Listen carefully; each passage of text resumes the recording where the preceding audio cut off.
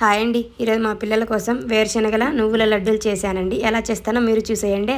ముందుగా బాండి పెట్టుకొని అందులో ఒక గ్లాస్ వేరుశనగ పప్పులు వేసుకొని బాగా వేగనిచ్చుకోవాలండి, పచ్చివాసన పోయే వరకు. అదే బాండీలో మళ్ళీ ఒక కప్పు నువ్వులు వేసుకొని బాగా ఎర్రగా వచ్చేటట్లు వేయించుకోవాలి. రెండు బాగా ఎర్రగా వేయించుకోవాలండి. పప్పులు చల్లారాక పొట్టు తీసేసుకొని ఈ విధంగా మిక్సీ జార్లో పప్పులు నువ్వులు రెండు వేసుకొని బాగా మెత్తగా మిక్సీ పట్టుకోవాలండి. ఇందులోనే తురిమి పెట్టుకున్న బెల్లం వేసుకొని బాగా మెత్తగా పౌడర్ లాగా పట్టేసుకోవాలి. దీంట్లో నెయ్యి వేయకపోయినా ఉండలు ఆగుతాయండి, ఎందుకంటే పప్పులలో నువ్వులలో నూనె ఉంటుంది కదండి.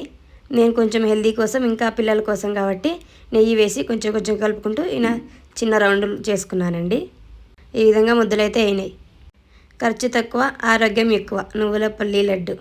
పిల్లలు ఎంతో ఇష్టంగా తింటారండి. మావాడు ఫస్ట్ 2 తిన్నాడు, ఇది 3 తీసుకొని తింటే అదిగో సూపర్ అని చెప్తున్నాడు. నా వీడియో నచ్చితే లైక్ చేయండి, అలాగే సబ్స్క్రైబ్ చేసుకోండి. Bye bye.